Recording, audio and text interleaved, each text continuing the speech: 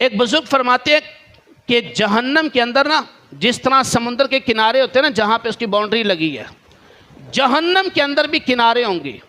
और जब जहन्नमियों को अजाब दिया जाएगा ना, वो रब से अर्ज़ करेंगे या अल्लाह मैं जहन्नम से निकाल दे। रब फरमाएगा ठीक है जाओ बाहर।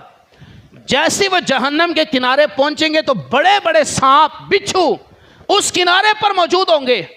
ये सांप और बिच्छुओं से बचने के लिए जब वापस आएंगे, फरमाया इन लोगों पर एक खारिश, एक खुजली मुसल्लत कर दी जाएगी। बंदे को खारिश हो ना, किसी को एलर्जी, से पूछो कितनी तकलीफ होती है, बंदा सो नहीं सकता, तड़प जाता है। अगर खारिश मुसल्लत हो जाए, खुजली मुसल्लत हो, किसी को एलर्जी हो जाए। अब फरमाया कि जब वो वापस आएंगे ना तो खुजली खारिश मुसल्लत हो जाएगी, खुजाएंगे, यहाँ तक कि जिस्म का सारे ये खाल जल्द गोश्त छड़ जाएगा। आवाज़ आएगी तकलीफ़ हो रही है, कहेंगे बहुत तकलीफ़ हो रही है। फरमाया ये अजाब भला क्यों है? जो दुनिया में मुसलमानों को तकलीफ़ देते थे उसका बदला है।